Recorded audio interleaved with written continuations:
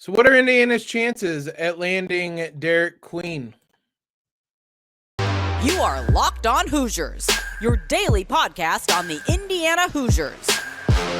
Part of the Locked On Podcast Network, your team every day.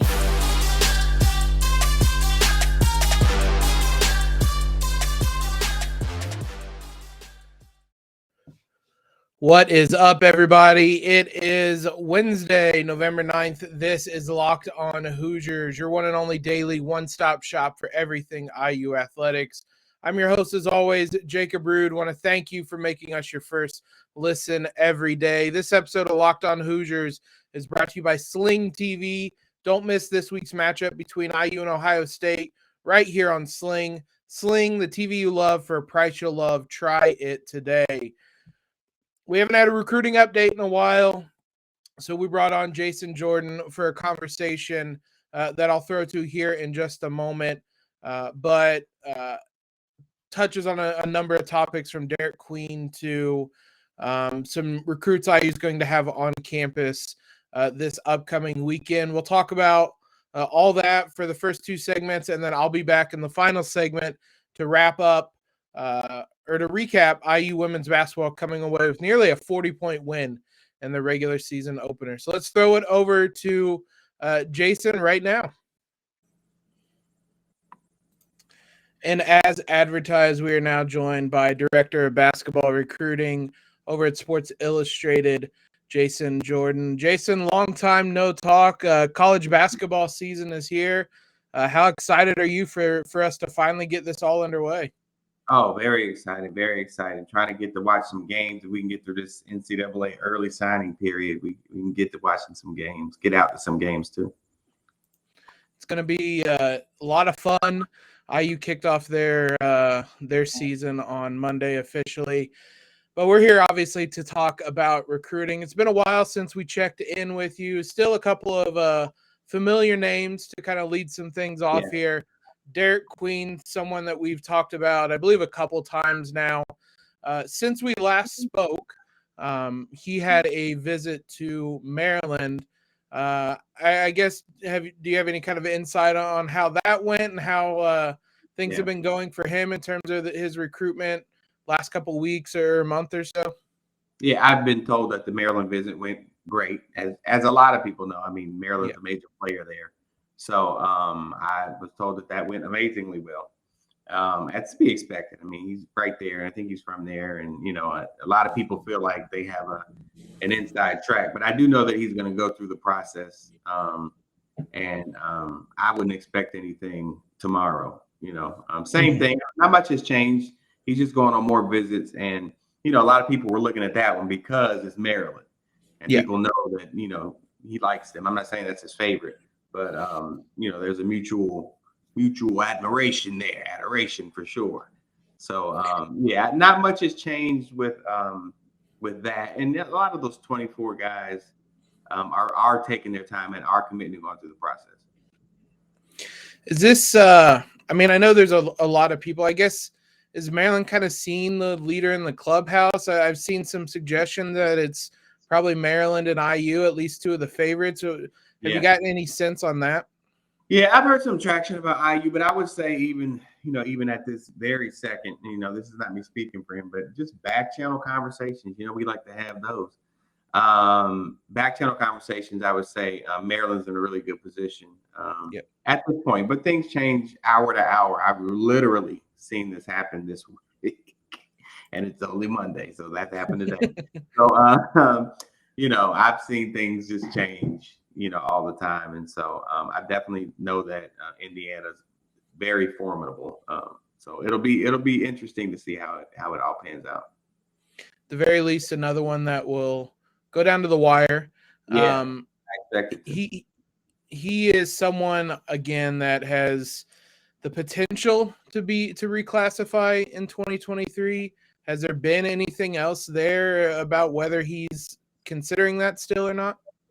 I think to your point, I mean, and that's the question I have to ask all the top tier guys in the underclassmen.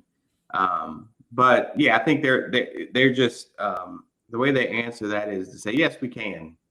but right now, we're focused on this class. This is kind of a go-to answer. But I've heard that that's a real possibility. I've heard that's a real possibility for him and a couple other 24 guys. So that type of stuff usually leaks out after the start of the new year.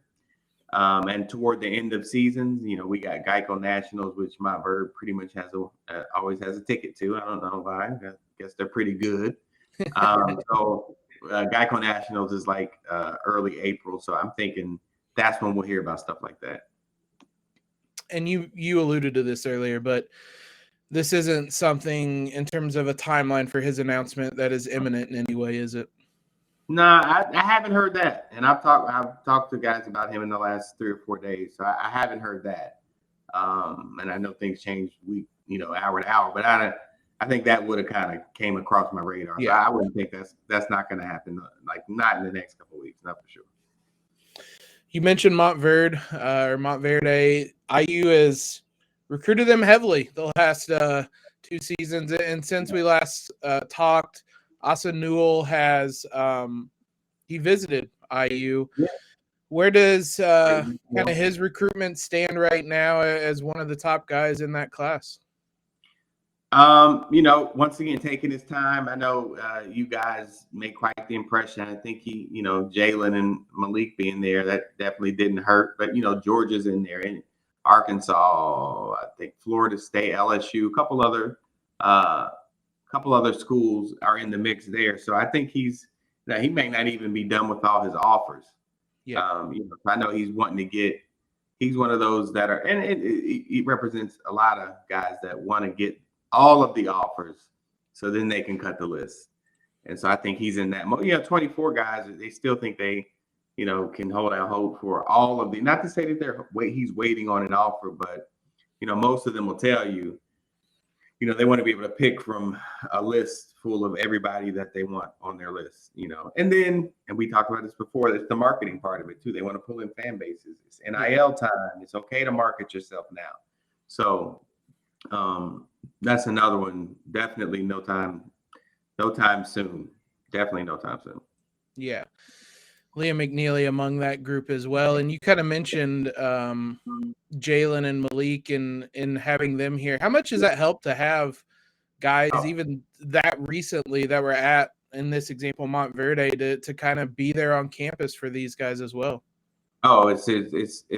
It's a huge advantage to have a familiar face. I mean, because as much as these kids are stars, they get to campus and, I'll give you they get there and it's kind of like, because they don't know anybody there, and people don't. You'd have to be like really, really like Bronny James-ish or Mikey Williams for people to be, oh my God, there he is. I mean, respectfully, I don't know that people are doing that to Asa. You know what I'm saying? Like but at a game they'll figure out who he is, and then they'll be, oh, that's him. Then they'll start chanting his name. But recognizable faces. So they're kind of like a deer in headlights when they get on campus. So then when they see, they can look over there and see a teammate. Oh, what's up, man? What's going on? To be able to have that moment, I mean, that's huge. That's huge. I mean, you see, like, who was it? Duke pretty much gets every player at Paul VI. Like, if you're a high-level recruit on the Paul VI, you don't even recruit them. Talk about a pipeline. But yeah, Montverde, man. I mean that that's the pipeline you want. So for you guys to have prospects who are looking primed to do really well in year one, that'll be huge, a huge selling point for you guys. Yeah, and as you mentioned, as we're recording this, IU's putting the finishing touches on their win to open the season. Both Jalen and Malik have looked incredible in that game and in the exhibition game so far. So everything in that regard trending upward. Nice to hear there. A couple new names I want to talk to you about that IU has kind of gotten involved with, and they'll be on campus here in the end of the week. So we'll talk about them here in just a moment. Before we talk about any of those new recruits, though, if you've thought about securing your home with home security, but you've been putting it off, you'll want to listen up. Right now, Locked On Hoosiers listeners can order the #1 rated Simply Safe home security system for 50% off. This is their biggest offer of the year, and you won't want to miss it. Simply Safe was named the best home security system of 2022 by U.S. News and World Report, a third year in a row, with the top-rated Simply Safe app saying complete control of your system anytime, anywhere, arm or disarm, unlock for a guest, access your cameras, or adjust your settings. Don't miss your chance to save big on the only security system I recommend. Get 50% off our new Simply Safe system at simplysafe.com/locked-on college. This is their biggest discount of the year, so don't wait. That's simplysafe.com/locked-on-college. There's no safe like Simply Safe.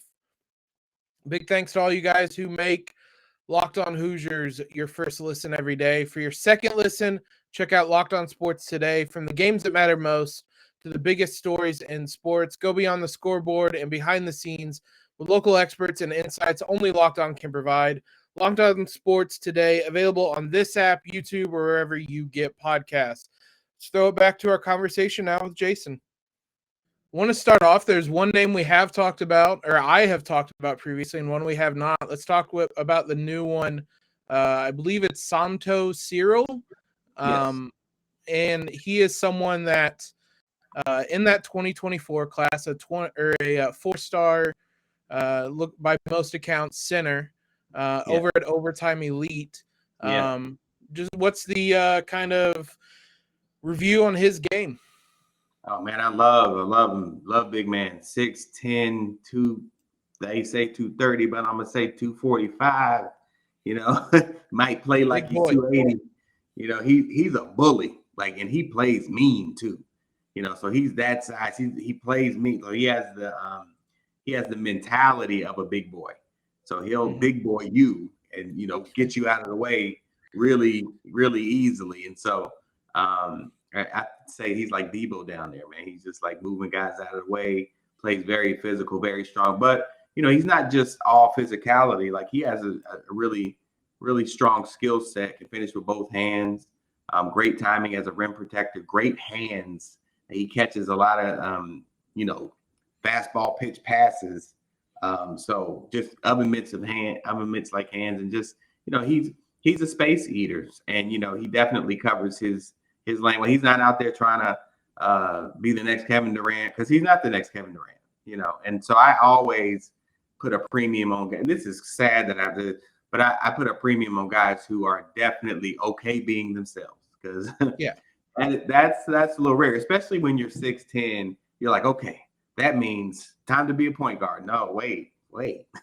That's not what that means. That means be yourself.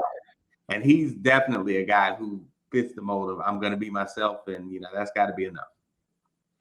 Yeah, I will be plenty happy with a 6'10", 245-pound big man just bullying people around in there. It looks like a 7'6" wingspan, ranked top 25 or so in that 2024 class. He'll be on campus, as I said, this weekend visit, November 12th. I know this is probably a similar answer to what we've had. I believe he's already visited Cincinnati, but still his kind of recruitment look like right now? Yeah, I mean, slow rolling into. I think he has. I can't remember what visit he had set. He had set up. I think they're getting dates for specific visits, but he's a guy. He's certainly going to slow, especially at Overtime Elite. I mean, yeah, those guys tend to slow roll it there, and so, you know, that now that he's there, he'll slow roll it even more, just because they're a social media juggernaut. So he's gonna, you know what I'm saying? Like, whenever, that's always a telltale, you know, sign of a kid who's not in any rush when he goes to Overtime Elite, and I mean that respectfully. Yeah, I believe he's on a kind of the scholarship NIL deal type of thing that they have going on there at Overtime Elite. Another program that IU has at least recruited a fair amount, Nas Cunningham, Cyrill, Bryson Tucker, I believe, is the one in the 2025 class. And so, or Bryson Tucker's at IMG. There's some, I can't remember exactly who, but I believe there's somebody in the 2025 class that they've recruited as well. But regardless, a program that IU is kind of trying to make some inroads in with a number of these guys. The name we talked about in the past, at least I did, was Dylan Harper, another guy that will be in this weekend. He is the brother of Ron Harper Jr. That played at Rutgers and tormented IU, and then obviously the son of Ron Harper. A combo guard. What's his game like as a member of that 2024 class? Yeah, I would definitely say a combo guard. But I think he'll probably settle in. Yeah, it's tough to say because he's such a great playmaker, interchangeable guard, definitely a combo guard. But he thrives. I mean, I think he's at his best when he's in attack mode as a playmaker, calling his own number and his teammates' number. So he's just coming off the Duke visit. I heard that went really well. I know you guys are going to definitely roll out the red carpet for him, no pun intended. So, I definitely he's going to slow roll it for sure.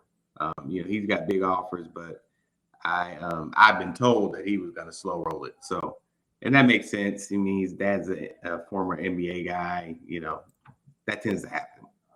Yeah, it tends to happen. But yeah, I mean, you guys have a big opportunity because he's definitely in the conversation for, and that's a loaded class with guys at that position. So, but he's in the conversation for top dog at that combo guard spot. Someone, like I said, brother to Ron Harper Jr. They're different players. Are there any kind of similarities to their games at all that IU fans can kind of relate to? Yeah, I mean, both playmakers can score in a variety of different ways. Dylan's a southpaw, so that tends to be a tougher guard. If you know about basketball, it's tougher to guard a left-handed guard. Nick Van Exel just took it back to show you how old I was. But yeah, there are some similes there just in regards to being a playmaker, but certainly in the IQ department and mentality department, there definitely that's where the similarities are probably the most, aligned.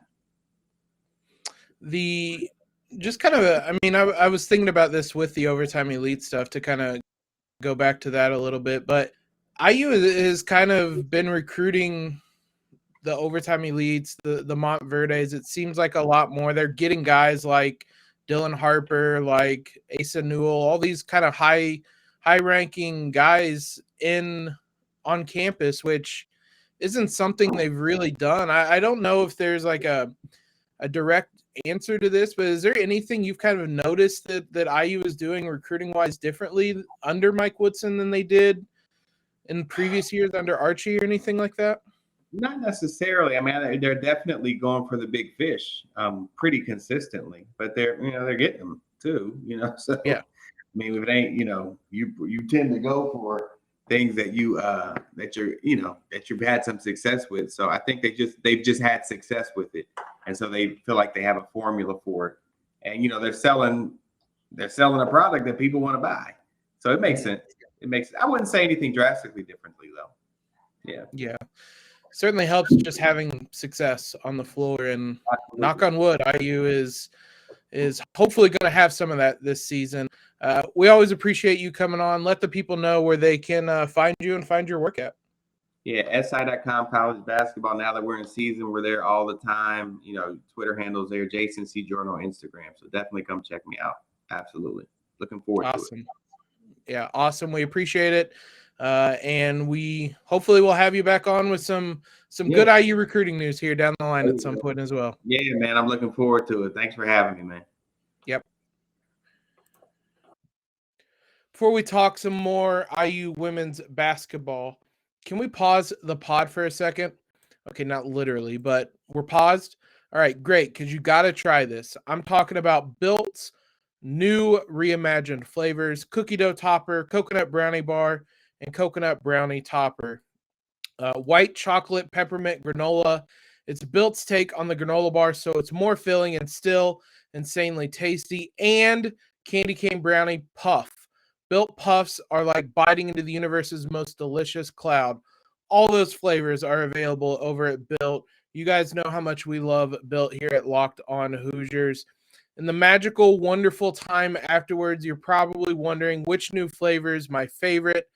An unanswerable question. After you try each one of these, They're all unbelievable, and they're all different. So you can order a mixed box, try all 5 flavors by yourself. Whatever it is, these guys have you covered.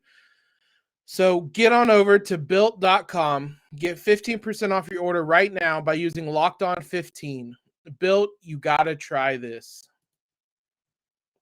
IU women's basketball, as we said at the open, kicked off their season on Tuesday with a thoroughly dominant performance. It was similar to the men's game, briefly close early on, as these things often tend to be early in the season. But IU really blew this one wide open in the second half. They outscored Vermont 44-22 in the third and fourth quarters to make this one get ugly really quick. Nearly a 40-point win with that 86-49 margin. The biggest takeaway from this game, Yarden Garzon, the freshman from Israel. We've talked about her a handful of times throughout the summer. She's someone that played internationally, and we mentioned her then. She had a hell of a debut. 19 points, 7 of 12 shooting from the field, 5 of 8 shooting from the three-point line. Again, was a part of that starting lineup. It was Scalia, Berger, Chloe Moore McNeil, Garzon, and Mackenzie Holmes. And it was Garzon that led the way. Chipped in 4 rebounds, had a couple of assists, a couple blocks, a steal, was plus 24 in 27 minutes. What a find she looks to be. It's only game 1, but she didn't look like a freshman. And that was an interesting quote Grace Berger had after the game. Quote, "The first day she stepped on campus in August, we quickly realized how good she is. She's not a typical freshman. She's a pro out there," which it's a little cliche, but also she literally was playing basketball in Israel and playing competitively internationally. Like, there's a certain level there that you're playing at, that you're used to these really competitive games. She's probably played against professionals at times throughout her career. A fascinating story about how they found her. Terry Morin revealed after the game, she was found basically via an AAU coach up in Fort Wayne that kind of worked out with her. That coach gets in contact with IU's coaching staff saying, "Hey, I think there's someone that could be really good in the future."